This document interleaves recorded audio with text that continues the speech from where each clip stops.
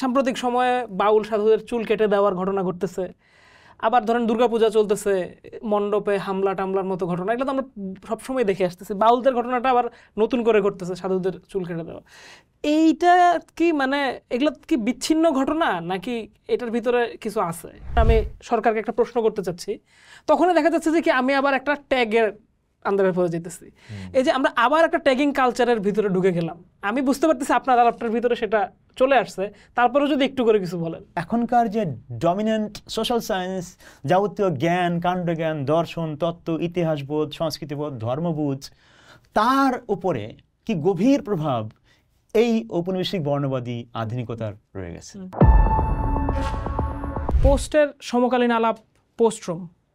পোস্টরুমে আজকে আমাদের অতিথি আমাদের সবার প্রিয় অরূপ রাহি। অরূপ রাহির পরিচয় আসলে অসংখ্য, এবং এত বেশি পরিচয় যে আসলে বিস্তৃত করে দীর্ঘায়িত করার কোনো সুযোগ নেই আর কি। আপনি একসাথে লেখেন, কথা বলেন, গান করেন, আপনি চিন্তা করেন, আপনি আমাদেরকে অনুপ্রাণিত করেন, আপনি এমন এমন সব শাখা নিয়ে কাজ করেন যেটা আসলে মানে আমাদের সময়ের জন্য এত বেশি জরুরি এবং গুরুত্বপূর্ণ, সেটা বলার অপেক্ষা রাখে না। অরূপ ভাই, আপনাকে শুভেচ্ছা জানাই পোস্টরুমে। ধন্যবাদ, আপনাকেও শুভেচ্ছা, পোস্টকেও শুভেচ্ছা। ধন্যবাদ। আমরা আসলে অনেক আলাপ আপনার সাথে, এবং আমি মনে করি না যে কি আমরা এক সিটিংয়ে এত আলাপ শেষ করতে পারবো। ছোট ছোট করে শুরু করি আর কি। আপনি তো নিজেকে ফকির, সহজিয়া ধারার মানুষ হিসেবে পরিচয় দেন, কিন্তু আমরা এখন যে ভোগবাদী সমাজে দাঁড়ায় আছি, যে রাজনৈতিক মেরুকরণের মধ্যে আছি, এইটার মধ্যে আপনার শিল্প আর অ্যাক্টিভিজম, এই বিষয়টাকে আমরা কিভাবে বুঝবো? জটিল প্রশ্ন। প্রথমত যে যখন আমি নিজেকে ফকির বলি, তখন আমি এই অর্থে বলি না যে আমি খুব সেই ট্র্যাডিশনের কোন একজন ফকির। আমি ফকিরি ধারার দ্বারা অনুপ্রাণিত চিন্তায়, তত্ত্বে, ওইসব জায়গা থেকে। এবং ফকিরি ট্র্যাডিশনের যে পলিটিক্সটা ছিল, পলিটিক্স বলতে মডার্ন পলিটিক্স নয়, সমাজ, সংস্কৃতি, ইতিহাস সম্পর্কে তার অবস্থানটা, সেইটা যে তার যে মানে রেডিক্যালনেস কিভাবে বলা যায়, যে তার একটা বৈপ্লবিকতা, সংগ্রামী ধারা, ওইটার সঙ্গে আমি নিজেকে অনেক ঘনিষ্ঠ বোধ করি, আপন বোধ করি। ওই জায়গা থেকে আমি নিজেকে হয়তো ফকির বলি, ট্রেডিশনাল অর্থে নয়। কিন্তু আমার সামগ্রিক চিন্তা এবং কাজে এই যে অনুপ্রেরণার কথা বললাম, এইটা আমাকে সবসময় অনুপ্রেরণাটা কাজ করতে থাকে। এখন তাহলে আমি কন্টেম্পোরারি দুনিয়ায় বাংলাদেশে আমার এই যে অনুপ্রেরণার জায়গাটা, সেটা নিয়ে আমি কিভাবে কাজ করি। হ্যাঁ, সহজের কথাও একই, মানে সহজিয়া ধারা বা এই ফকির, মোটামুটি এইগুলো দ্বারা আমি অনুপ্রাণিত, অনেক বেশি প্রভাবিত এবং অনুপ্রাণিত। কন্টেম্পোরারি বা সাম্প্রতিক দুনিয়া, সাম্প্রতিক বাংলাদেশের সমাজ, সেইখানে আমার এই প্রভাব কিভাবে আমি করি, আমার কাজে সেটা আছে, হাজির হয়, সেটা নিয়ে দু এক কথা বলতে পারি। সেটা হচ্ছে যে আমি বাংলাদেশের শুধু নয়, বাংলাদেশ এবং বর্তমান দুনিয়া, সেইটার বোঝার ক্ষেত্রে আমার যে জ্ঞানতাত্ত্বিক অবস্থান, সেইটার একটা ছোট্ট যদি জার্নি বলি, সেটা একটা বড় মাত্রা হচ্ছে এই ফকিরি ধারার সঙ্গে, সহজে ধারার সঙ্গে, বা আমাদের এই অঞ্চলের সাধনার ধারাগুলি, ভাব সাধনার ধারাগুলি, সেটার সঙ্গে আমার যোগাযোগ, এবং একই সঙ্গে পশ্চিমা ঔপনিবেশিক আধুনিকতার যে জ্ঞান, সেইটার সঙ্গে যোগাযোগ। এই দুটোকে আমি প্রতিনিয়ত একটা মানে করতে দিই নাই, ভেসে যেতে দিই নাই। আমি চেষ্টা করছি খেয়াল রাখতে, এটাকে বলা যায় যে মানে সাধু সাবধান।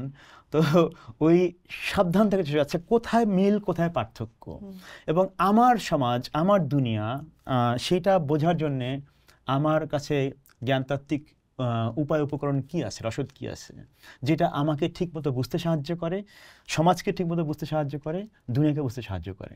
সেইখান থেকে আমার কৈশোর থেকে আমার মনে পড়ে যে আমি এই ঔপনিবেশিক আধুনিক যে জ্ঞানের ধারা, তার অনেক কিছুর ব্যাপারেই, সেটা হয়তো কোনো সংস্কৃতির প্রশ্নে, কোনো ধরা যাক যে রাজনৈতিক প্রকল্পের প্রশ্নে, ধরা যাক বিপ্লবের ধারণা বা আধুনিকতার ধারণা, আমার প্রশ্ন ছিল অনেক। এবং সেই প্রশ্নগুলোকে মানে আরও সংবেদনশীলভাবে বোঝার জন্যে আমাকে এই ধারাগুলো অনেক বেশি সাহায্য করতো। কীভাবে? সংবেদনের ভিন্ন একটা মাত্রা দিয়ে। এবং সেইটা আমি পরবর্তীকালে, এখন বিশেষ করে যখন আমি চিন্তা করি এবং কাজ করি, এবং সমাজ দুনিয়া ব্যাখ্যার এবং বদলানোর কাজে যুক্ত থাকার চেষ্টা করি, তখন আমি যেই একটা পাটাতন থেকে চিন্তা করার চেষ্টা করি, হচ্ছে একটা উপনিবেশিক চিন্তাধারা। তো এই উপনিবেশিক চিন্তাধারার একটা চর্চা করার জন্যে আমার একই সঙ্গে দুটো কাজ করতে হচ্ছে।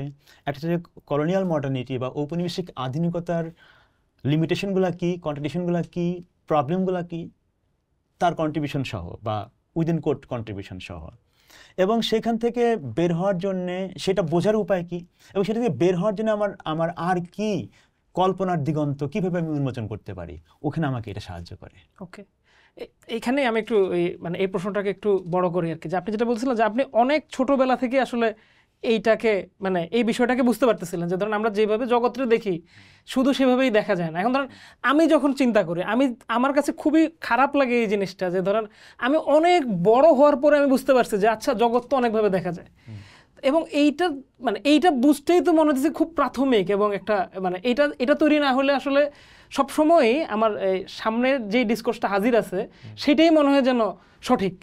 তো এইটার মানে এই দিব্যচক্ষু উন্মোচন করার উপায় কি? মানে আমরা তো অলরেডি পরত পড়ে গেছে আমাদের উপরে। এটা খুব ইন্টারেস্টিং কথা বলছেন, এবং আমি এটা মাঝে মধ্যে বলি যে প্রতিটা কালে একটা কালের ঘোর থাকে, লালন ফকিরের টার্ম, কলির ঘোর, কালের ঘোর, এইগুলা। তো আমি বলি যে প্রতিটা কালে একটা জ্ঞানের ঘোর থাকে। এই জ্ঞানের ঘোর যেটা ডমিনেন্ট কমন সেন্স, যেটা একটা কমন সেন্স, সেটা কালে কালে কমন সেন্স হয়ে ওঠে, এক কালের বিশেষ জ্ঞান পরবর্তী কালের বা অন্য কালের সাধারণ জ্ঞানে পরিণত হয়, এবং সেটা ডমিনেন্ট থাকে। মানুষের চিন্তা প্রশ্ন সেটা ওটা করে দেয় আর কি, এক ধরনের সীমাবদ্ধ করে দেয়। ওইটার ব্যাপারে প্রশ্ন মানে জাগে তো অনেক জায়গা থেকে। আমার যেটা ঘটছে যে আমি যেহেতু আমার মানে বেড়ে ওঠাটা একটা ভিন্ন পরিবেশে হয়েছে, সেটা একটা বড় কারণ। ফকিরি ধারার পরিবেশ আমি পাইছি একটু ছোটবেলায়, সেটা একটা ব্যাপার ছিল। লালনের গানগুলো আমি অনেক আগে পেয়ে গেছি। চিন্তা যখন মানুষ একটু খেয়াল করে শুরু করে হয়তো তখন থেকে পেয়ে গেছি, সেটা একটা কাজে লাগছে। কিন্তু এখন আমার কথা হচ্ছে আমরা এখন প্রশ্নটা মানে সন্দেহ বা প্রশ্ন করতে পারি কিভাবে, প্রশ্নটা করা উচিত কিনা। তখন আমার উত্তর হচ্ছে যে ওকে, আমরা দুনিয়া দেখার চেষ্টা করি, আমরা ইতিহাসটা বোঝার চেষ্টা করি।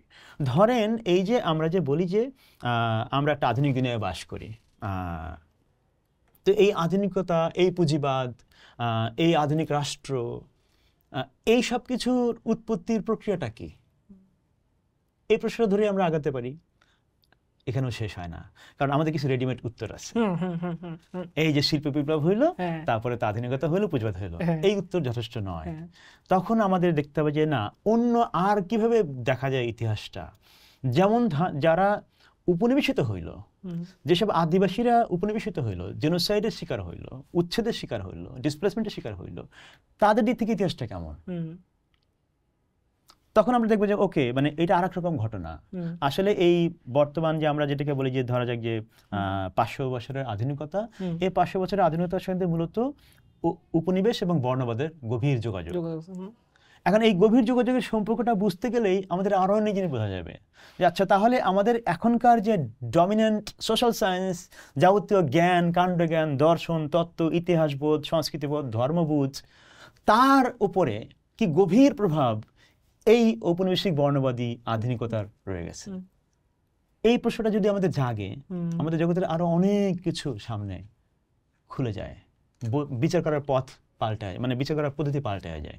আমি একটা উদাহরণ দিলাম, হয়তো আরো অন্যভাবে বোঝা যায়, কিন্তু আমি যে কত রকম পার্সপেক্টিভ ওপেন করা যায়, ওই চেষ্টাটা একটা খুব নিবেদিতভাবে করার আছে। আমরা লালন ফকির থেকে এটা শিখতে পারি। যেমন ধরেন যে উনি বলতেছেন যে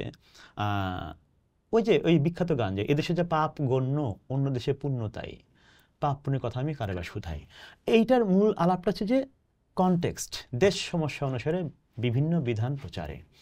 এই কনটেক্সট বোঝার জায়গাটা যদি আমরা ওপেন থাকি, কনটেক্সট মানে কিন্তু এক্সেপশনালিজম নয় যে আমার এই কনটেক্সট, আমি এখন হিন্দুত্ববাদী হব, আমার ইচ্ছা, এইটা নয়।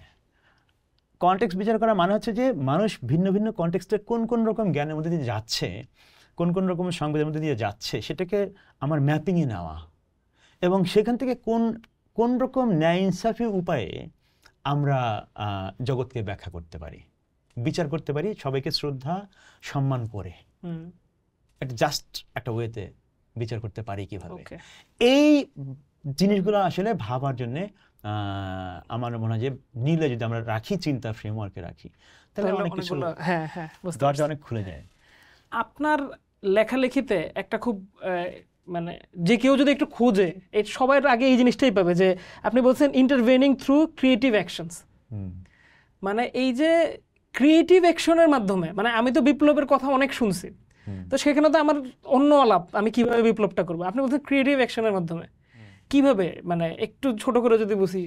জানি যে এটা অনেক বড় আলাপ, কিন্তু আচ্ছা, এমনিতে তো ধরেন আমাদের বিপ্লব সম্পর্কিত ধারণা তো যদি মানে সোশ্যাল সায়েন্সের জায়গা থেকে দেখি বা সোশ্যোলজির জায়গা থেকে দেখি বা পলিটিক্যাল থিওরি থেকে, সেটা হচ্ছে যে বিপ্লব সম্পর্কিত আমাদের এখনকার মূল কমন সেন্সিক্যাল ধারণাটা হচ্ছে যে to some extent Marxist sociology, আর একটা হচ্ছে যে লিবারাল সোশ্যোলজি। মার্কসিস্ট সোশ্যোলজিতে ধরেন আলাপ করা হবে যে রাষ্ট্রের ক্ষমতার কাঠামোগত কী রূপান্তর ঘটলো, বেসিক কোশ্চেন। যদি কাঠামোগত রূপান্তর না ঘটে ক্ষমতার, তাহলে বিপ্লব হয় নাই। বিপ্লব মানে ক্ষমতার আমূল এবং তুমুল রূপান্তর। লিবারাল সেন্সে যে কোনো রেজিম চেঞ্জও বিপ্লব, লিবারাল সেন্সে। ওয়েস্টার্ন মিডিয়া সেটা আমরা দেখি, সেটাই দেখি। হ্যাঁ, যাবতীয় যে কালার রেভলিউশন হচ্ছে, সব সব কিছু বিপ্লব। সব বিপ্লব, মানে ওরা হ্যাঁ। বিপ্লব এই টার্মটাকে মোটামুটি ইউনিভার্সালি ব্যবহার করে। মার্কসিস্টরা সেটা করবে না। হ্যাঁ। তো এই লিবারাল স্কুল এবং মার্কসিস্ট স্কুলের একটা আলাপ আছে যে বিপ্লব সম্পর্কিত। আমার কথা হচ্ছে যে এরও বাইরে আরেকভাবে দেখার সুযোগ আছে। এটা হচ্ছে বিপ্লব এটা কোনো একটা ইভেন্ট নয়, মানে ওয়ান শট ইভেন্ট নয়। বিপ্লব সেটা যেটা একটা প্রসেসের মধ্যে দিয়ে যাওয়া। কি প্রসেস সেটা? সমাজ, অর্থনীতি, রাজনীতি, সংস্কৃতি, যা কিছু জ্ঞান ব্যবস্থা, এই সব কিছু এমন একটা রূপান্তর যেটা একদিনের, এক মুহূর্তের, এক তারিখের ব্যাপার নয়। এই যে একটা সেন্স অফ রেভলিউশন বা ট্রান্সফরমেশন, আমি যেটা যদি আরো কাছাকাছি শব্দ বললে, রূপান্তরের যে সংগ্রামটা, সেই রূপান্তরের সংগ্রামটা আসলে এটা যেহেতু ওয়ান শট ইভেন্ট নয়, তাহলে এটাকে আমাদের একটা প্রসেস আকারে চিন্তা করতে হয়। আর এই প্রসেসটা একদিনের নয়, এই প্রসেসটা একটা লম্বা এবং এটা অনেকটা বলতে পারা যায় যে সর্বব্যাপী একটা প্রসেস। যেমন আমি যে কটা নাম বললাম, যে আমাদের চিন্তার ধরন, আমাদের সংবেদনের ধরন, আমাদের সমাজ বিন্যাস, আমাদের সাংস্কৃতিক বিন্যাস, আমাদের জ্ঞানতাত্ত্বিক বিন্যাস, রাজনৈতিক, অর্থনৈতিক ইত্যাদি, এই সকল বিন্যাসের একটা রূপান্তর ঘটাতে থাকা, এইটাকে আমি বলতেছি যে আমার অর্থে বিপ্লব, যেটাকে আমি রূপান্তরই বলতে চাই। এইটার ক্ষেত্রে আসলে আমাদেরকে এত মাত্রায় আজকের ভাষায় ক্রিয়েটিভ থাকতে হয়, এবং এই ক্রিয়েটিভিটি আমি মডার্ন আর্টের সেন্সে বুঝি না। আচ্ছা, মডার্ন আর্টের সেন্সে ক্রিয়েটিভিটি খুব প্রবলেমেটিক জিনিস। সে তখন কিছু জিনিসকে ক্রিয়েটিভ বলে, কিছু জিনিসকে ক্রিয়েটিভ বলে না। যেমন মডার্ন আর্টের সেন্সে ক্রাফট আর আর্ট নাই কিন্তু। তো এই যে এই ক্যাটাগরিগুলোর কিছু মানে প্রয়োগ করার ক্ষেত্রে আমাদের একটু খেয়াল রেখে যদি আমরা আলাপটা করি, যে তাহলে ক্রিয়েটিভিটি কি? তাহলে ক্রিয়েটিভিটি কি যে গ্রামে যে ঘরটা বানাইছে ধরেন 200 বছর আগে এই বেঙ্গল ডেল্টা, বঙ্গীয় বদ্বীপে, চরে কিংবা পাহাড়ে, সেটা কি ক্রিয়েটিভ প্রসেস না? সে যেভাবে একটা কৃষির রূপান্তর ঘটাইছে, ক্রিয়েটিভ প্রসেস না? সে ধরেন যেভাবে তার জ্ঞান চর্চা করে গেছে নানানভাবে, ক্রিয়েটিভ প্রসেস না? ফলে ক্রিয়েটিভ প্রসেসকে আমরা যদি মডার্ন আর্টিস্টে দেখি তাহলে সমস্যা। আমি বলছি যে তাহলে এই ক্রিয়েটিভ সেন্স, ক্রিয়েটিভ প্রসেস যেটা কিনা মানুষের রূপান্তরের একটা কাজ করায়, সমাজের রূপান্তরের একটা কাজ করায়, সেইটার আসলে বলতে পারেন যে সেটা একটা বড় মাত্রা হচ্ছে আমাদের জ্ঞানগত, মানে কগনিটিভ, এবং আমাদের সংবেদনগত, সেন্সিবিলিটি।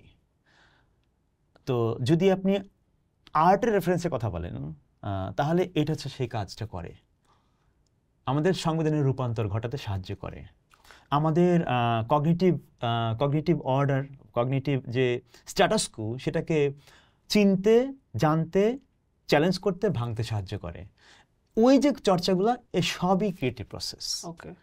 গান তার একটা, ধ্যান তার একটা, আরো অনেক কিছু তার হতে পারে। হুম, মানুষ বহুভাবে সেই কাজটা করতে থাকে। হুম, সেই জায়গা থেকে আমি দেখি এবং সেখান থেকে আমি আমার কাজটা করার চেষ্টা করি। বুঝতে পারছি। অনেক লম্বা উত্তর হয়ে গেছে। না ঠিক আছে, এটা জাস্ট এন্ট্রি হলো আসলে, আমি জানি, কিন্তু আমি আসলে একটু ধরতে চাইছিলাম জিনিসটাকে। আচ্ছা, আপনার এই যে ধরেন আপনি বলেন যে কি লালন, বাউল, ফকিরদের দর্শন এটা হচ্ছে ঔপনিবেশবাদের বিরুদ্ধে একটা খুব শক্তিশালী প্রতিরোধক। তো কিন্তু আমার এই সময়ের যে এখানে যে ডোমিনেন্ট ডিসকোর্সগুলো আছে বাংলাদেশে, যে ধর্মীয় পরিচয়ের রাজনীতি এবং এই যে মানে খুব প্রবলভাবে আছে, শুধু ধর্মীয় না, আরও অনেক ধরনের পরিচয়বাদের রাজনীতি আছে, এইখানে এখনকার এই যে সমন্বয়ের আলাপ, এই সমন্বয়ের আলাপ আমরা আসলে প্রাসঙ্গিক রাখতে পারতেছি না। এইটা কি আমাদের মানে এইটাও কি এক ধরনের এই দুর্বলতা, মানে প্রকাশগত দুর্বলতা কি না? মানে ধরেন আমি বলতে চাচ্ছি যে আমি ধরেন আমার বোঝাপড়া দিয়ে আমি বুঝতে চাই আর কি, যে আমি যখন থেকে দেখতেছি লিটারেচার তো ছিল এবং এই যে মানে যে ডোমিনেন্ট লিটারেচারগুলো আছে তাকে উত্তর দেওয়ার মতো শক্তিশালী লিটারেচারও ছিল, তো তারপরেও কিন্তু সে ডোমিনেন্টই থেকে গেছে। কিভাবে ফাইটটা কিভাবে হইতে পারে, আর কেনই বা এটার উপনিবেশবাদের বিরুদ্ধে একটা শক্তিশালী লিটারেচার মনে করেন আপনি? দারুণ প্রসঙ্গ। প্রথমত যে ধরেন যে এই যে আমরা হয়তো রেডি রেফারেন্স হিসেবে ফকির সন্ন্যাসী বিদ্রোহের আলাপ তুলবো বা আরো অনেক এরকম সংগ্রামগুলো তুলতে পারি রেডি রেফারেন্স হিসেবে, কিংবা আদিবাসীদের সংগ্রাম, আদিবাসীদের বিদ্রোহ, নীল বিদ্রোহ ইত্যাদি ইত্যাদি। কিন্তু যখন আপনি আমাদের এই যে সাধারণ ধারাগুলো বলতেছি আমরা, ফকিরি বা ইত্যাদি ইত্যাদি, তারা কি অর্থে অ্যান্টি কলোনিয়াল, এটা প্রথম প্রশ্ন। মানে অ্যান্টি কলোনিয়াল সংগ্রামের বা উপনিবেশ বিরোধী সংগ্রামের জায়গা থেকে দেখলে তারা তাদের মানে প্রকল্প কি সেটা ছিল, নাকি তারা একটা নতুন অর্ডার আসতেছে, সেই অর্ডারটাকে তারা তাদের জায়গা থেকে এক ধরনের রেজিস্ট্যান্স করতেছেন। ফকির সন্ন্যাসী বিরোধী যেটা ঘটছে একটা রেজিস্ট্যান্স, সেই রেজিস্ট্যান্সটা নেসেসারিলি মডার্ন পলিটিক্স অর্থে অ্যান্টি কলোনিয়াল স্ট্রাগল কতটুকু বলা যাবে, এটা কিন্তু একটা মানে সমাজতাত্ত্বিক প্রশ্ন। আচ্ছা, আমি এগুলাকে রোমান্টিসাইজ করে দেখতে চাই না। আচ্ছা, কেমন আমি এখানে আমি মনে করি আমাদের সতর্ক থাকা খুবই দরকার আছে। আমাদের ওই অর্থে একটু হওয়া দরকার, বিজ্ঞান নিষ্ঠই হওয়া দরকার। ওনারা আধুনিক অর্থে পলিটিশিয়ান নন, যেটা অ্যান্টি কলোনিয়াল যে কোনো সংগ্রামী, আমাদের ভাসানী থেকে শুরু করে, চিত্তরঞ্জন দাস থেকে শুরু করে, নজরুল থেকে শুরু করে, নক্রুমা থেকে শুরু করে, বহু মানুষ, ফানু থেকে শুরু করে বহু মানুষের নাম বলা যাবে। তো তারা যেই অর্থে অ্যান্টি কলোনিয়াল সংগ্রাম করতেছেন, সেই অর্থে এনারা অ্যান্টি কলোনিয়াল সংগ্রাম করতেছেন। তারা রেজিস্ট করতেছেন তাদের নিজস্ব একটা চিন্তার ধরন, জীবনের ধরন, হ্যাঁ, অস্তিত্বের ধরন, সেটার উপরে বাধা আসতেছে, অর্ডারটা ভেঙে যাচ্ছে, ওটাকে তারা রেজিস্ট করতেছেন। ফকির সন্ন্যাসী রেফারেন্স শুধু আমি বলতেছি, যেই অর্থে আদিবাসীদের সংগ্রামও তাই। কিন্তু অ্যান্টি কলোনিয়াল যখন একটা মানে মডার্ন পলিটিক্স, তখন তার একটা লক্ষ্য আছে, কি সেটা? রাষ্ট্র বানাবে সে, উপনিবেশ থেকে মুক্তি আনবে এবং রাষ্ট্র বানাবে। এটা হচ্ছে অ্যান্টি কলোনিয়াল মডার্ন পলিটিক্স। এই অর্থে বাউল ফকিররা কেউই মডার্ন পলিটিক্স করে না। তাহলে তারা কি করে অ্যান্টি কলোনিয়াল? অ্যান্টি কলোনিয়াল তাহলে দুই মাত্রা, একটা হচ্ছে তারা ওই রেজিস্ট্যান্সের জায়গা থেকে অ্যান্টি কলোনিয়াল, দ্বিতীয়ত হচ্ছে যে পরবর্তীকালে অ্যান্টি কলোনিয়াল মুভমেন্টে, সেটা হোক জাতীয়তাবাদী, হোক মার্কসিস্ট বা আরো অন্য রকম, অন্য দেশে আরো অন্যরকম, সেই সব জায়গায় এই যে প্রি কলোনিয়াল বা এমনকি কলোনিয়াল টাইমের মধ্যেও যেগুলো নন মডার্ন প্রি কলোনিয়াল ধরনের বা নন কলোনিয়াল জ্ঞানের যে জগৎ, সংবেদনের যে জগৎ, সেইটা তাকে যে এথিক্যাল স্ট্যান্ড দেয়, নৈতিক এবং একটা কি বলা যায় যে দার্শনিক যে তাকে একটা অবস্থান দেয় শক্তিশালী, ওটা দিয়ে মানুষ সংগ্রামে আগায় গেছে। এটা হচ্ছে বড় ঘটনা, যেটা আমরা ধরেন যদি নজরুলের কথা বলি, যদি ভাসানীর কথা বলি, বা এরকম আরো যারা অ্যান্টি কলোনিয়াল স্ট্রাগল যারা করতেছেন, তারা প্রত্যেকে এই অঞ্চলের এইসব ধারা থেকে অনেক বেশি অনুপ্রেরণা নিচ্ছেন। সেটা যত রকম পরিচয় হোক না কেন, কেউ হয়তো ধরেন যে শক্তি, কালীর উপাসক, কালীর ভক্ত, তারাও অ্যান্টি কলোনিয়াল স্ট্রাগল করতেছেন। কেউ হয়তো সুফি ধারার কি বলা যায় অনুসারী, তারাও অ্যান্টি কলোনিয়াল স্ট্রাগল করছেন। প্রত্যেকে তার ইন্সপিরেশনের জায়গা থেকে মোরাল, এথিক্যাল এবং ফিলসফিক্যাল ইন্সপিরেশনটা নিচ্ছেন তার ট্রেডিশন থেকে। এই মাত্রাটায় আসলে এইটা কাজ করতেছে। বাকিটা হচ্ছে অন্য জ্ঞান। সেটা কি? সেটা হচ্ছে যে ওকে আমরা একটা colonial rule, colonial administration, colonial political মানে গভর্নেন্স, সেটাকে মোকাবেলা করার মধ্যে দিয়ে যে নতুন একটা আধুনিক জ্ঞানের মধ্যে ঢুকতেছি আমরা, যা দিয়ে আমরা নতুন মডার্ন পলিটিক্সের পার্ট হচ্ছি, ইচ্ছায় অনিচ্ছায় ওটার পার্ট হচ্ছি আমরা ইতিহাসের মধ্যে। সেইটা তো সেইখানে আমি শুধু বলবো যে আমাদের এই ট্র্যাডিশনগুলা মোরাললেস মানে বিভিন্ন মাত্রায় অনুপ্রেরণার ভূমিকায় পালন করতেছে, দার্শনিক এবং ইথিক্যাল জায়গা থেকে অনেক বেশি। এবং সেটা এখনো চলমান আছে আমি মনে করি বহুমাত্রায়। এবং যদি পরে আমি জানি না আসবে কিনা, যে আমরা যদি আমি তো মনে করি যে এক ধরনের ডিরেক্ট কলোনিয়াল রুল শেষ হয়েছে, কিন্তু কলোনিয়ালিটি যেটাকে বলে ঔপনিবেশিকতা সেটা আছে। তো সেইটাকে চেনা জানা বোঝা এবং সেটা থেকে বের হওয়ার জন্যে, মুক্তির জন্যে আমাদের এই ধরনের জ্ঞানের জগৎ, চিন্তার জগৎ, সাধনার জগৎ বা অন্যরকম যত রকম অভিজ্ঞতার জগৎ, সেটা আমাদেরকে অনেক বেশি দিতে পারে, চিন্তার এবং প্রজ্ঞার রসদ সরবরাহ করতে পারে। এখানে এই আলাপটা একটু ছোট করে শেষ করে ফেলে, এরপরে পপুলার প্রশ্নগুলোতে ঢুকে যাবো আর কি। বিচার গান আমাদের এক সময়ের গ্রামীণ পরিবেশে, গ্রামীণ বলবো না, মানে সবখানেই বাহাস, মুক্ত চিন্তার পরিসর, একজনের সাথে আরেকজনের যে সমস্যা বলতে তত্ত্বগত সমস্যা, সেটারে সলভ করার একটা জায়গা ইত্যাদি হিসেবে ছিল। কিন্তু প্রায় দীর্ঘ সময় ধরে আমরা এখন সংস্কৃতিতে এটা হারা যেতে দেখতেছি। তো এইটার ক্ষেত্রে আপনি কি টেক নেবেন? মানে এটা কেন হারা যাচ্ছে? অনেকগুলি কারণ। মানে একটা হচ্ছে ধরেন যে বিচার গান, পালা গান বা যে তরজা গান, হ্যাঁ, এই গানগুলি তো আমাদের সমাজের জ্ঞান চর্চার একটা অর্গানিক একটা ট্র্যাডিশন। সেটার গড়ে ওঠার পেছনে তো আমাদের এখানকার সমাজ বিকাশের ধরনটা ভূমিকা রাখছে। তো এবং সেই সমাজ বিকাশের ধারায় যখন আমরা ধরেন একটা এবং এটা মোটামুটি বলা যায় যে বলা যেতে পারে যে খুবই কন্টেম্পোরারি হলেও এইটার এক ধরনের বিকাশের ইতিহাসে দেখলে এটা একটা বেশ মানে প্রিকলোনিয়াল নন মডার্ন ট্রেডিশনের সঙ্গে যুক্ত। এই যে মানে তত্ত্ব দিয়ে এনগেজ করা, হ্যাঁ, এবং একটা টপিক বা একটা বিষয় নিয়ে বাহাসে লিপ্ত হওয়া, আর্গুমেন্টে লিপ্ত হওয়া এবং নতুন চিন্তায় পৌঁছানো, এইটা তো আমাদের অনেক পুরনো রেফারেন্স পাওয়া যাবে। অনেক পুরনো বলতে অনেক পুরনো রেফারেন্স পাওয়া যাবে। তো সেই অর্থে বলছি যে এটা নন মডার্ন প্রিকলোনিয়াল একটা ট্রেডিশনের পার্ট। কিন্তু কন্টেম্পোরারি কালে বিশেষ করে বিচারগানের এই যে ফর্মটা, যেটা আমরা সর্বশেষ এখনও দেখতে পাচ্ছি, যদিও অনেক ফর্ম চেঞ্জ হচ্ছে আস্তে আস্তে অনেক বেশি, গ্রামের সে উঠানো নাই, এই যে আমি সেটা বলছি যে ফলে ওই নতুন ফর্ম নিচ্ছে, কিন্তু ওই জ্ঞান চর্চার এই বিশেষ অর্গানিক ধারাটা আসলে আমাদের এই বিচার গান সেটা রিপ্রেজেন্ট করে। এটা হারা যাচ্ছে বলেন আপনি। তো এটা হারা যাওয়ার কারণ আমি মনে করি যে আমাদের যে ধরেন কমিউনিটি ধরনটা চেঞ্জ হয়ে গেছে। কমিউনিটি ধরন বলতে যে সমাজের যে ধরেন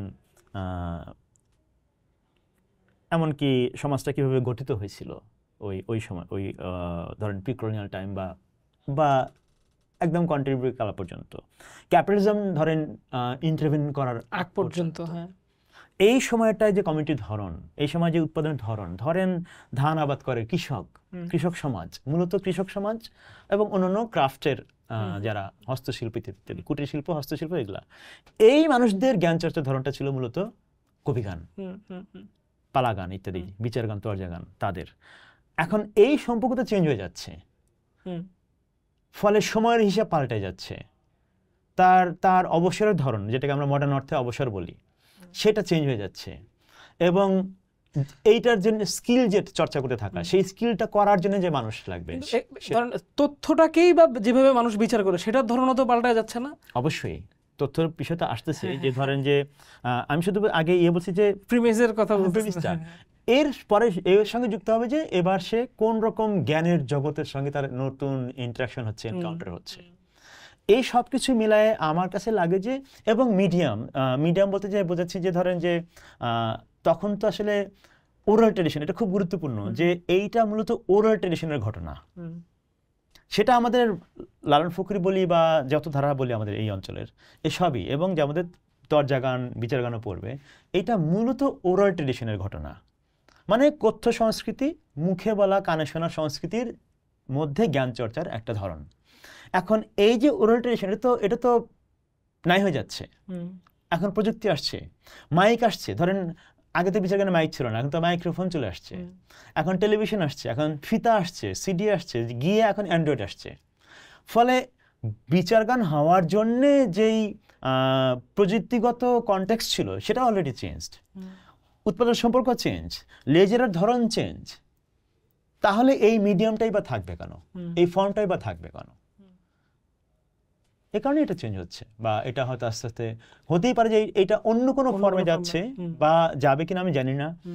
যেমন আমি হয়তো ধরেন আমি নিজে টুকটাক এরকম পালা গানের প্র্যাকটিস করছি আমার জীবনে, ওরসে দাঁড়ায় বা হ্যাঁ, তো আমার সেন্স বলে যে এই ফর্মটা হয়তো বেশি দিন টিকবে না। এর কারণ হচ্ছে যে সঙ্গীত, তার মধ্য দিয়ে সঙ্গীত এবং ছন্দ, হ্যাঁ, কবিতা এবং সঙ্গীতের ফর্ম এবং নাচ, এসব মিলায়ে ওইরকম একটা কমিউনিটির মধ্যে এই যে একটা জ্ঞান চর্চার ধারা, এইটা বহমান থাকার কোনো সামাজিক কনটেক্সট, মিডিয়ামগত এবং সামাজিক সম্পর্কগত কনটেক্সট আমি দেখতে পাচ্ছি না। ভাই এবার একটু পপুলার প্রশ্ন করবো, মানে যেটা করা লাগে আর কি। আপনি এই প্রশ্নের উত্তর অনেকবার দিচ্ছেন। প্রথমত হচ্ছে যে কি, এই যে ধরেন সাম্প্রতিক সময়ে বাউল সাধুদের চুল কেটে দেওয়ার ঘটনা ঘটতেছে, আবার ধরেন দুর্গাপূজা চলতেছে, মণ্ডপে হামলা টামলার মতো ঘটনা, এগুলো তো আমরা সবসময় দেখে আসতেছি। বাউলদের ঘটনাটা আবার নতুন করে ঘটতেছে, সাধুদের চুল কেটে দেওয়া। এইটা কি মানে এগুলো কি বিচ্ছিন্ন ঘটনা, নাকি এটার ভিতরে কিছু আছে? মানে কিছু থাকা বলতে কি বোঝাচ্ছেন? যে মানে আমাদের সামাজিক রাজনৈতিক হিসাব নিকাশ।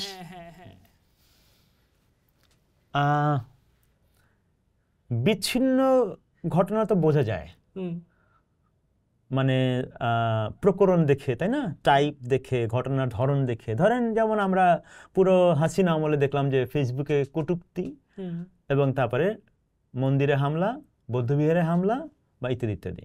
তো এগুলো তো একটা ধরন আছে, আমরা বুঝতে পারি যে ওটা কোনটা বিশেষ এবং বিচ্ছিন্ন ঘটনা আর কোনটা টিপিক্যাল ঘটনা, তাই না? এটা বোঝা যায়। তো আমি মনে করি যে আমাদের সমাজে এই এক ধরনের একটা কনটেক্সট আছে আমাদের সমাজে, যে কনটেক্সটের কারণে এই ঘটনাগুলো ঘটার একটা ধরন আমরা দেখতে পাই। বিচ্ছিন্ন ঘটনা আসলে তেমন ঘটতেছে না, কারণ আমরা ঘটনাগুলো মিলালে দেখতে পাচ্ছি কিছু মিল আছে, প্যাটার্ন আছে। ওই যে প্যাটার্ন শব্দটা খুঁজছিলাম, আমি টাইপ বলতেছিলাম, প্যাটার্ন বোঝা যায়। তো এই প্যাটার্ন মানে হচ্ছে এই প্যাটার্ন সমাজে এক্সিস্ট করার কারণ আছে, এবং সেই কারণটা সামাজিক, সাংস্কৃতিক, রাজনৈতিক। বিচ্ছিন্ন ঘটনা এই প্যাটার্নে পড়ার কথা না আর কি, পড়ার কথা না। এখন সেই কারণগুলো কি সেটা নিয়ে আমরা যদি জানি না, আপনি সেই প্রশ্নটা করতে চান কিনা? হ্যাঁ, সেটাই করতে। তো সেটা হচ্ছে যে আমাদের সমাজে সেই কারণগুলো আছে, এবং এই কারণগুলা অবশ্যই সামাজিক, রাজনৈতিক, সাংস্কৃতিকও বটে। কিন্তু যদি আমি জানি না এই আলাপটা কতদূর লম্বা করতে পারি আমরা। ধরুন আমি কয়েকটা আলাপটা যেন আমাদের শ্রোতারা আমাদের সঙ্গে আরও যুক্ত হতে চান পারেন, তার জন্য আমি কয়েকটা ভাবার পয়েন্ট দিতে চাই। একটা হচ্ছে যে আমাদের সমাজে এই ধরনের কোট আনকোট সাম্প্রদায়িক সহিংসতা, কোট আনকোট বলতেছি, এবং এই ধরনের হামলা ইত্যাদি ইত্যাদি, এমনকি বাউল ফকির মাজার খানকার উপরে হামলা যা যা হচ্ছে, হিন্দু বৌদ্ধ সবার উপরে যে নিপীড়নের ধরনটা হচ্ছে, সেটা সাইডে নোট রাখি যে নারী এবং নন বাইনারি মানুষদের উপরে হামলা, সেটাও একটা প্যাটার্নের সঙ্গে যুক্ত, একটা ওভারঅল পলিটিক্সের সঙ্গে যুক্ত। আচ্ছা, তো এই ক্ষেত্রে আমি মনে করি যে আমাদের বিচার করার ক্ষেত্রে একটা জিনিস খেয়াল করা দরকার, সেটা হচ্ছে যে আমরা এইরকম সমস্যার ইতিহাস কিন্তু আমাদের লম্বা, এবং অনেকে রোমান্টিকভাবে বলে, রোমান্টিসাইজ করে বলে যে আমরা তো আগে ভালো ছিলাম, আমরা তো ব্রিটিশরা আসার আগে ভালো ছিল, এইগুলা অতীত সম্পর্কিত আমাদের রোমান্টিসাইজড আইডিয়া। সংকট ছিল, এবং সংকট ছিল বলেই কবির তার গান গেছেন, আপনি সেগুলো ভালো জানেন। কবির থেকে শুরু করে দাদু, রজ্জব, লালদেদ, নানক, সবাই এই সমস্যা ফেস করতেছেন এবং এই সমস্যা থেকে বের হওয়ার উপায় খুঁজতেছেন, অর্থাৎ জাত, সম্প্রদায়, ধর্ম, লিঙ্গ এইসবের মধ্যেকার সমস্যা নিয়ে মানে সংকটগুলা। এবং আমরা এটাও জানি যে এখানে ধরেন যে বৌদ্ধ কমিউনিটিকে কিভাবে ব্রাহ্মণরা কুচুকাটা করছে, ফলে অতীতকে রোমান্টিসাইজ করার কিছু নাই, ফ্যাক্ট হিসেবে দেখা ভালো। এবং সেই ফ্যাক্টটা যেন আমাদের ইয়ে হয় আর কি, মানে মেথোডোলজিক্যালি সাউন্ড হয়, যেন আমরা একটা বায়াস দিয়ে ফ্যাক্টটাকে বিচার না করতে পারি, চেষ্টা করি আর কি সেই জায়গা থেকে। এখন বড় পর্বান্তটা ঘটছে দুইটা পিরিয়ডে আমি মনে করি, একটা হচ্ছে যে কলোনিয়াল টাইমে, আর হচ্ছে যে পোস্ট কলোনিয়াল টাইমে। প্রি কলোনিয়াল কনটেক্সট আমরা বললাম, ব্যাখ্যায় যাচ্ছি না আমরা, তখন আর এক ধরনের সমস্যা। কলোনিয়াল টাইমে একটা কলোনিয়াল রুল এবং এখানকার local cultural context, political context, colonial administration, তার গভর্নমেন্টালিটি, সেটার মধ্যে এই ঘটনাগুলো কীভাবে জারি থাকে, বহাল থাকে, ঘটতে পারে, এবং সেটা মিটিগেট করার মানে প্রসেসগুলো কি, সেটা একটা ডিফারেন্ট এক্সপিরিয়েন্স ছিল, ডিটেলে যাচ্ছি না। এরপরে খুব গুরুত্বপূর্ণভাবে আমরা নতুন ফেজে ঢুকছি, যেটা হচ্ছে পোস্ট কলোনিয়াল নেশন স্টেটে যখন আমরা ঢুকছি, অর্থাৎ উত্তর উপনিবেশিক জাতিরাষ্ট্রে যখন আমরা ঢুকছি, তখন আমরা নতুন কিছু সাংস্কৃতিক, রাজনৈতিক, ভাবাদর্শিক কনটেক্সটে ঢুকছি, যেটা আগের কোনো কালের সঙ্গে মিল নাই। যেমন আমরা আধুনিক রাষ্ট্র নামক প্রতিষ্ঠানের সঙ্গে এবার আমরা ডিল করতেছি, এবং আমরা আধুনিক রাষ্ট্র চেয়ে আনছি, আধুনিক রাষ্ট্রের সমস্যা সহজ সেটাকে আমরা নিয়েছি। আধুনিক রাষ্ট্র যেভাবে সংস্কৃতি, ইতিহাস, সমাজকে বোঝে ডিল করতে চায়, সেইটার সংকট সহ আমরা এটার মধ্যে নতুন করে ঢুকছি।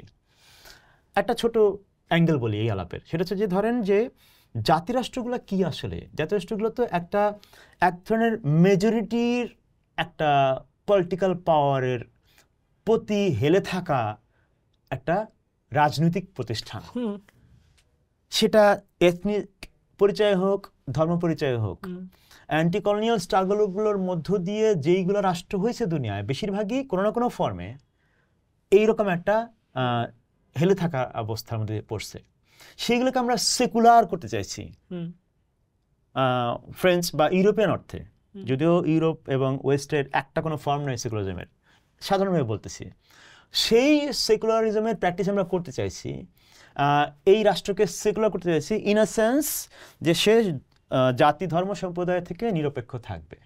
কিন্তু আমরা পুরো এই জাতিরাষ্ট্র অভিজ্ঞতা, মানে ধরেন প্রায় 60, 70, 80 বছরের অভিজ্ঞতা মানে দুনিয়াতে আমরা দেখতে পাচ্ছি যে এই ঘটনাটা এইভাবে ঠিক আমাদের আশানুরূপভাবে ঘটতেছে না।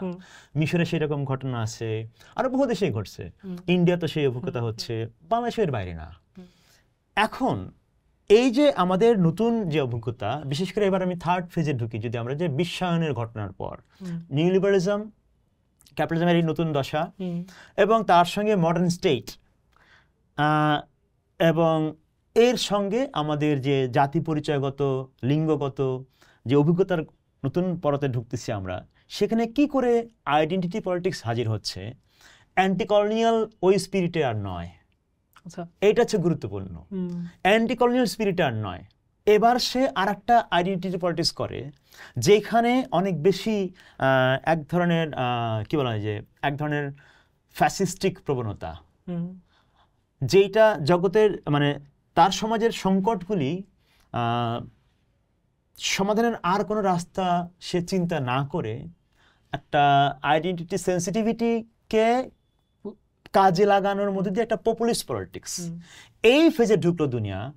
এই সময়ের অভিজ্ঞতা আমরা মধ্যে যাচ্ছি, এবং বাংলাদেশ এই সমস্যার বাইরে নয়। এখন তার মানে হচ্ছে যে আমাদের এখানে আইডেন্টিটি, সেটা জাতি, ধর্ম যা যা হোক, মূলত ধর্মের প্রশ্ন এখানে আসছে, ধর্ম এবং জাতির প্রশ্ন। এর সঙ্গে আধুনিক এই পোস্ট কলোনিয়াল রাষ্ট্র এবং আমাদের অনেকের চাওয়া অনুসারে সেকুলার একটা রাষ্ট্র,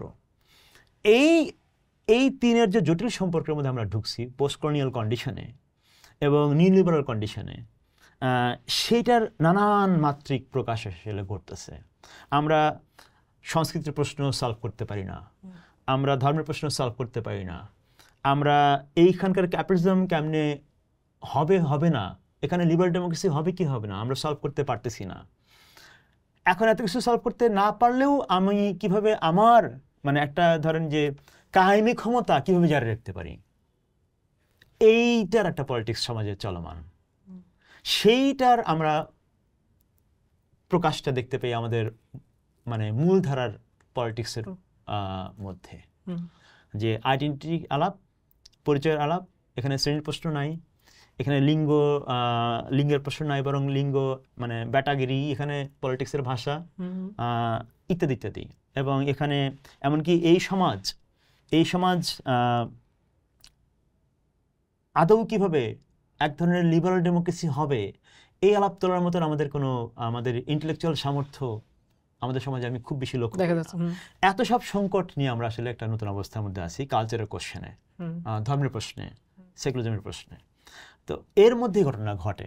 এই রাষ্ট্র আসলে এই মানে যেটাকে আমরা পোস্ট কলোনিয়াল রাষ্ট্র বলতেছি, এই উত্তর ঔপনিবেশিক রাষ্ট্র তার যে এক্সিস্টিং মডেল এবং প্রকল্প, তার ইডিওলজিক্যাল ধরন, সেইটা দিয়ে আসলে এগুলোর সমাধান আছে বলে আমি মনে করি না।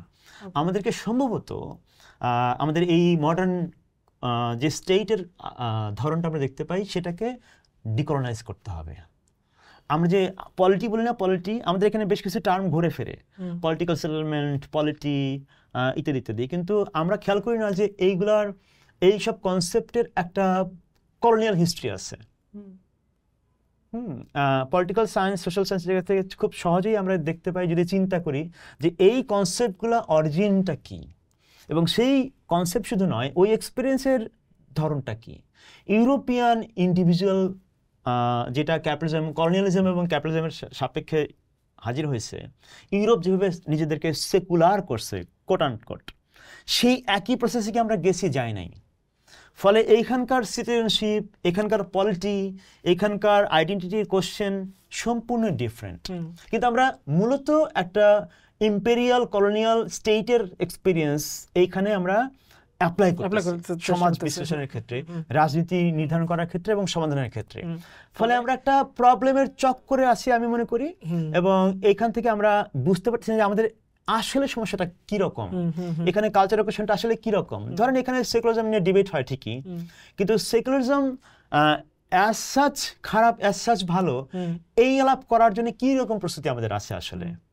আমরা কি কখনো চিন্তা করে দেখতেছি যে আমরা যে এই যে একটা বিশেষ, যেটা বললাম আমি শুরুতেই বলছিলাম, যে একটা ঔপনিবেশিক বর্ণবাদী আধুনিকতার মধ্যে ইতিহাস ঢুকছে, দুনিয়ার ইতিহাস ঢুকছে, সেটার অভিঘাত জ্ঞানতাত্ত্বিক, রাজনৈতিক, আরো বহু রকম, সেটার বাইরে দুনিয়ার ঠিক কোন জিনিসটা আছে। আপনি ধর্মের বুঝ বলেন, সমাজের বুঝ বলেন, কিচ্ছু এর বাইরে নাই। সালাফিজমের কন্টেম্পোরারি প্র্যাকটিসের মধ্যে কি গভীরভাবে আধুনিকতা আছে, এইটা তলায় দেখার ইন্টেলেকচুয়াল ক্যাপাসিটিকে আমরা মানে করতেছি না। কলোনিয়াল আইডিয়া অফ সেকুলারিজম, সেটার প্রবলেম কি, সেটাকে আমরা মাপতে শিখছি। ফলে এইগুলোকে আমাদের নতুন করে ভাবার দরকার আছে। অর্থাৎ সেকুলারিজম যেগুলো আমরা এতকাল বাইনারি দিয়ে বুঝে আসছি, এই বাইনারির বাইরে আর কিভাবে বোঝা সম্ভব যে আচ্ছা এই হচ্ছে সেকুলার ভার্সাস রিলিজিয়াস, এই বাইনারিগুলো প্রবলেমেটিক। এই কনসেপ্টগুলোর হচ্ছে যে তার একটা কলোনিয়াল রেশিয়াল অরিজিন আছে, এবং সেই বাইনারি দিয়ে আমরা সমাজকে ভাগ করে করে বুঝতে চেষ্টা করি, কিন্তু মানুষের অভিজ্ঞতাকে এইভাবে ভাগ করা যায় না, এবং সেই কালো পার হয়ে গেছে আসলে।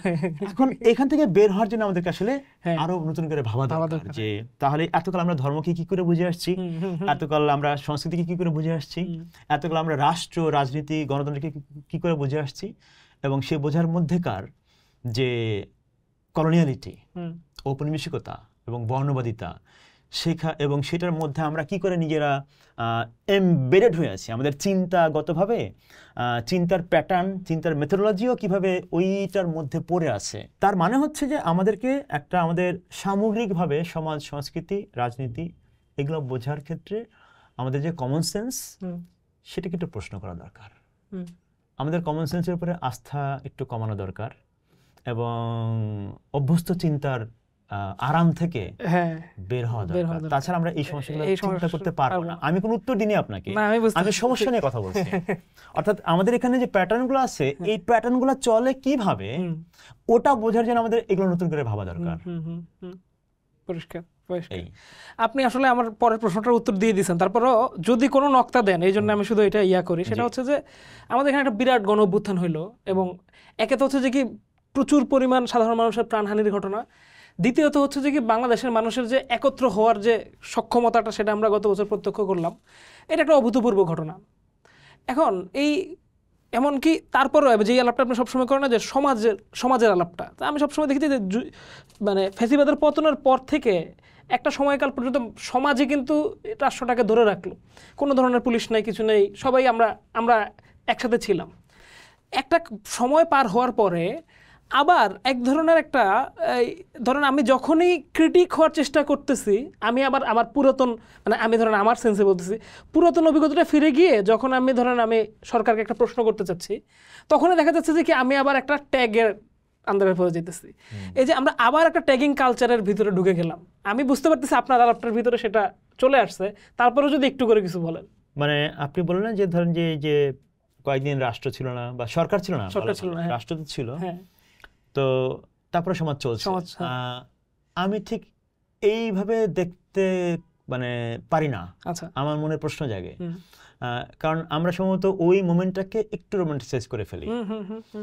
আমরা হয়তো একটা কোট আন কোট একটা ট্রানজিশন মোমেন্ট, সেটাকে আমরা আইডিয়ালাইজ করতে চাচ্ছি। ট্রানজিশন মোমেন্ট তো আইডিয়াল না। এখন তার মানে হচ্ছে যে আমরা যেই ইতিহাসের কোর্সের মধ্যে আছি এখন, যে আধুনিক রাষ্ট্র ব্যবস্থা এবং একটা গ্লোবাল অর্ডারের মধ্যে সেটা ফাংশন করে, সেই মুভমেন্টের বাইরে তো আমরা যাই নাই। আমরা অপেক্ষা করতেছি যে আর আমরা নতুন একটা সরকার বানাবো, এই মুহূর্তটুকুই।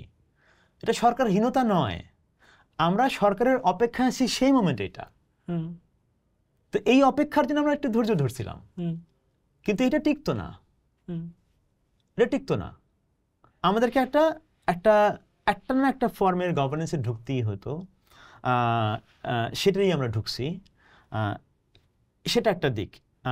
আমি এখন ট্যাগিং আলাপ করছি, সেটা হচ্ছে যে আমরা এখানে বাংলাদেশের সমস্যা হচ্ছে যে বাংলাদেশের আমরা ট্যাগিং পছন্দ করি না, ধরেন আমরা এটার বিরুদ্ধে ইত্যাদি। কিন্তু আমাদের মতো সমাজের একটা বড় ক্রাইসিস হচ্ছে যে আমরা আধুনিক লিবারাল সেন্সিটিভিটির মধ্যে অনেকখানি ঢুকছি। একটা উদারনীতি গণতান্ত্রিক এক ধরনের সংবেদনশীলতা আমাদের অনেকের মধ্যে আছে বলে আমরা এটা চাই না যে ট্যাগিং করা যাবে না, গালি দেওয়া যাবে না, আলাপ বাহাস হোক, মানে ডেমোক্রেটিক নর্ম অ্যান্ড এইসব আর কি।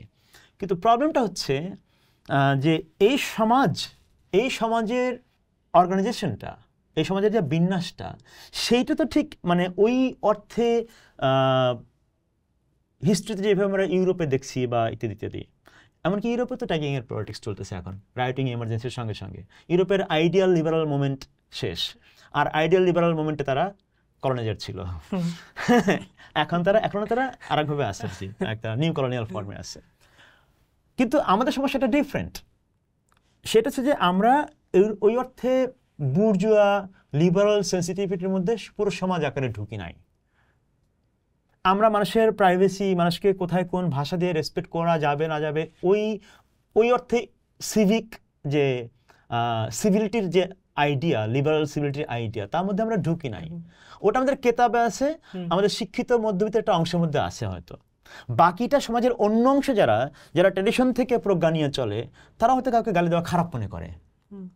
কিন্তু এর মাঝখানে আর একটা বড় অংশ আছে, বা এর মাঝখানে মধ্যে আর একটা অংশ আছে, যেটা হচ্ছে যে এইটা এক ধরনের কি বলে যে ক্ষমতার উদগ্র চর্চা, নিজেকে লিমিট করতে না পারা, নিজের লিমিট ক্রস করা না করার ব্যাপারে দায়িত্বশীলতার জায়গা থেকে না দেখে মানুষকে আক্রমণ করা, ভায়োলেন্ট হওয়া ইত্যাদি করা। এই সেন্সটা তো আসলে একটা বড় রাজনৈতিক সাংস্কৃতিক সংগ্রামের বিষয়। সেই রাজনৈতিক সাংস্কৃতিক সংগ্রামের মধ্যে আমরা আসলে ইতিহাসের জায়গা থেকে দেখলে আমরা ওই জায়গাটায় ঢুকি নাই, ফলে আমাদের এই সংকটটা আবার ফিরে ফিরে আসতেছে। আমাদের যদি এটা করতে হয় তাহলে আমাদের, আমি মনে করি যে যদি এগুলো থেকে মুক্তি পাইতে হয় আমাদেরকে, তাহলে আমাদের দরকার হচ্ছে যে আমাদের কনটেক্সটে, আচ্ছা কেউ কেউ ভাবতে পারেন যে আচ্ছা উনি তো ইউরোপকে মডেল ধরেন না, তাহলে কি উনি কি এক্সেপশনালিজমের কথা বলতেছেন? আমি ঘোরতরভাবে এক্সেপশনালিজমের বিরুদ্ধে, আমি ইউনিভার্সালাইজ করার বিরুদ্ধে, একই সঙ্গে আমি এক্সেপশনালিজমের বিরুদ্ধে। আমার প্রস্তাব হচ্ছে যে আমাদের কনটেক্সটটা ঠিকঠাক মতো বিচার করতে হবে। এই কনটেক্সটটা অনুসারে আমাদের নতুন রাজনৈতিক সংগ্রামের পথ ঠিক করতে হবে। সেটা কি? এই যে আমাদের উত্তর উপনিবেশিক রাষ্ট্র সমাজ এবং পুঁজিবাদ, এইটা কোন রকম ব্যক্তি সমাজ সংস্কৃতি তৈরি করতেছে, কোন সংকটগুলো সে বহাল রাখে, কোন সংকট সে আমদানি করে, অ্যাড করে, সলিউশন কিছুরই করে না, সে উন্নয়ন নিয়ে ধ্বংস করে, সে কি বলা যায় যে যা যা করে আর কি, কোনো কিছু ভালো সে করে নাই।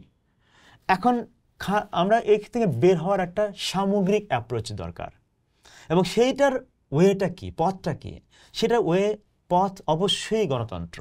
এই বিষয়ে আমার কোনো বিন্দুমাত্র কোনো ভিন্ন চিন্তা নাই। আমাদের গণতন্ত্রটা এমন হওয়া দরকার যেখানে আমরা এই যে ধরেন যে আমাদের বৈচিত্র্য, অভিজ্ঞতার বৈচিত্র্য, পরিচয়ের বৈচিত্র্য, এই সব কিছুকে বুঝতে পারার মতন একটা নতুন জ্ঞানতাত্ত্বিক একটা কাঠামো আমাদের লাগবে, এবং এই বিশেষত্বটাকে বিচার করে একটা নতুন রকম ট্রান্সফরমেশনাল পলিটিক্স আমাদেরকে প্রপোজ করতে পারতে হবে। যে এই কলোনিয়াল আইডিয়া অফ সেকুলারিজমের বাইরে আমরা কি করে যাব, এই কলোনিয়াল আইডিয়া অফ মানে কি বলা হয় যে ডেভেলপমেন্ট ইত্যাদি, সেটার বাইরে কিভাবে যাব, এবং আমরা কিভাবে একটা ন্যায় ইনসাফের সমাজ এবং রাষ্ট্র কায়েম করব, যেখানে এই বিভাজন, এই ট্যাগিং সেগুলো থাকবে না। এটা যে গভীরতর একটা সামাজিক সাংস্কৃতিক সংগ্রাম এবং রাজনৈতিক সংগ্রাম, ওই কাজটা আমরা সম্ভবত এখন আমাদের চিন্তার মধ্যে আনি নাই যে এইটা একটা নতুন করে কাজ শুরু করার ব্যাপার আছে। আমরা মূলত, আমি জানি না, আমার অনেক বন্ধুরা আহত হইতে পারেন বা হতাশ হইতে পারেন শুনে, আমাদের এখানকার মেইন স্ট্রিম পলিটিক্স মূলত ইউরোপিয়ান লিবারাল ডেমোক্রেসির রুট ফলো করতেছে, যেটা মূলত কলোনিয়াল রুট। এর বাইরে আমাদের কেউ ভাবতেছে না। এমনকি এখানে যারা ইসলামের নামে পরিচয়বাদী পলিটিক্স করতেছে, তারাও হয় সুবর্ণ অতীতে ফিরতে চায়, অথবা মডার্ন লিবারাল ডেমোক্রেসি আর একটা নিউ লিবারাল ফর্ম কিন্তু ইসলামের একটা মোড়ক বা ফ্লেভার দিয়ে করতে চায়। কোনোটাই আমাদের রাস্তা না। আমাদের রাস্তা যদি সত্যি সত্যি আমাদের এগুলো থেকে বেরোতে হয় এবং একটা ভালোবাসার, প্রেমের, ন্যায় ইনসাফের সমাজ করতে হয়, তাহলে এইগুলো কোনোটাই আমাদের রাস্তা না।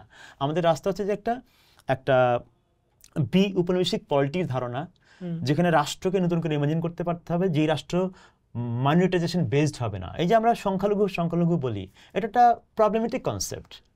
সংখ্যালঘুকৃত আমরা যেটা প্রস্তাব করি আমাদের সংগঠন থেকে, লোকালয় থেকে, যে মানুষ, এটা আমাদের আবিষ্কার নয়, এটা অনেকে শেয়ার করি এই কনসেপ্টটা দুনিয়াতে, যে মানুষ পরিচয়গতভাবে সে আসলে বিভিন্ন প্রক্রিয়ায় সংখ্যালঘুকৃত হয়।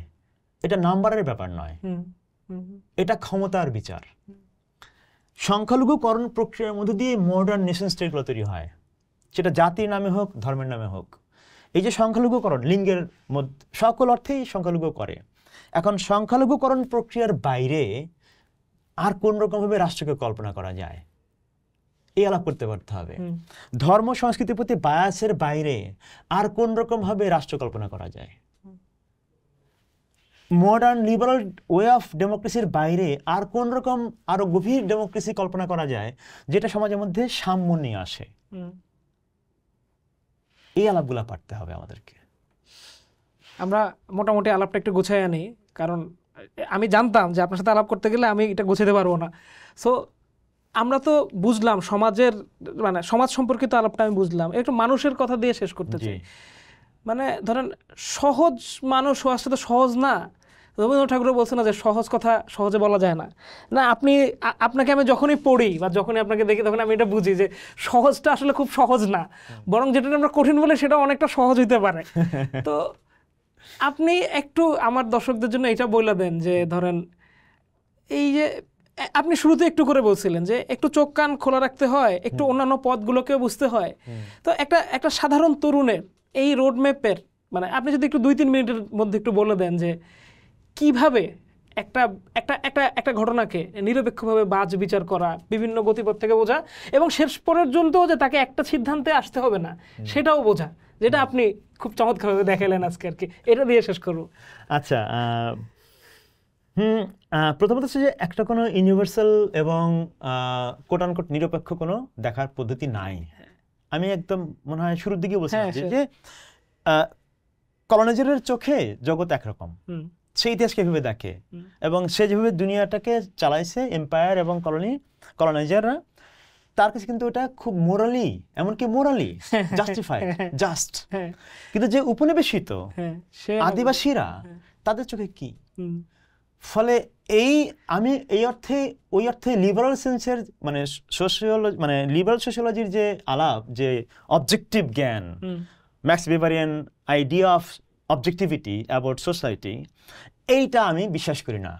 আমি মনে করি যে এখানে জ্ঞান এবং ক্ষমতার সম্পর্কটা অঙ্গাঙ্গী। ফলে আমাকে দেখতে হবে যে কিভাবে সমাজে ভায়োলেন্সটা হয়, অন্যের উপরে কে কীভাবে ভায়োলেন্সটা করে, sense of justice, sense of violence, সেইটা আমাকে দেখা দরকার। যেটা আমি এই কারণে আমি কলোনি রেফারেন্সটা কেন দিই, উপনিবেশের রেফারেন্স দিয়ে জগৎ বোঝা এই দিক থেকে অনেক আরামের। যে উপনিবেশিত মানুষের জায়গা থেকে ইতিহাস দেখা দুনিয়া সম্পর্কে আমাদের আইডিয়া পুরোটাই পাল্টায় দেবে। কলম্বাসের ঘটনা দিয়ে আমরা বুঝতে পারি, কলম্বাস দুনিয়া আবিষ্কার করছে না, এটা খুব চেনা রেফারেন্স, তো তাই বলতেছি। এবার আদিবাসী কি করছে, দেখলো যে একটা সাদা মানুষ আসছে এবং তার এলাকা দখল করতেছে, এবং সে গণহত্যা, লুণ্ঠন এগুলো করতেছে। এই যে পার্সপেক্টিভের পার্থক্য, এই পার্থক্যগুলো সম্পর্কে ক্রিটিক্যালি অ্যাওয়্যার হয়ে ওঠাটারই নাম হচ্ছে আমার কাছে অবজেক্টিভিটি। আমি ম্যাক্স ওয়েবারিয়ান অবজেক্টিভিটির লোক না। আমি দেখতে চাচ্ছি যে কীভাবে একটা ক্ষমতা সম্পর্ক কাজ করে, এবং সেই কাজ করার মধ্যে দিয়ে কোনটা ভায়োলেন্ট, কোনটা ইনজাস্টিস হয়, আমি সেখান থেকে দেখতে চাই। তো এরকম আমরা যদি এই কয়টা জিনিস দেখি, যে উপনিবেশ, বর্ণবাদ, পুঁজিবাদ, আধুনিক রাষ্ট্র, এইসবের বিকাশের ইতিহাসে আসলে, এবং এগুলোর মধ্যে আমরা আছি এখন, এইগুলোর দ্বারা তৈরি হওয়া প্রতিষ্ঠানগুলোর মধ্যে আমরা আছি, জ্ঞানগতভাবে, সাংস্কৃতিকভাবে, সব কিছুভাবে, শিক্ষা দীক্ষায়, সব কিছুতে। তো এই প্রক্রিয়াগুলো সম্পর্কে আরেকবার চিন্তা করা, আমাদের কমন সেন্সটাকে একটু সাসপেন্ড করা। সিনেমায় একটা কথা আছে না, আমি তো সিনেমার লোক না, যে কি বলে এটাকে, যে আমার জানা সত্যকে সাসপেন্ডেড করা। এই সাসপেনশনটা এখন দরকার, এবং আমাদের পুরো ইতিহাসের প্রক্রিয়াটাকে আরেকবার বোঝা দরকার। আমাদের কাণ্ডজ্ঞানটা এইখানে আসলো কোন প্রক্রিয়ায়, সেইটা একবার চিন্তা শুরু করলেই বাকি পথ সহজ, বাকি পথ খুবই সহজ আমি মনে করি। অনুপ রাহি, আপনাকে অনেক ধন্যবাদ আমাদেরকে সময় দেওয়ার জন্য। আপনাকে অনেক ধন্যবাদ। আপনার সাথে সামনে আবার আলাপ হবে। আপনাকে ধন্যবাদ, দাপোসকে অনেক ধন্যবাদ, আমাদের দর্শক শ্রোতাদেরকে ধন্যবাদ।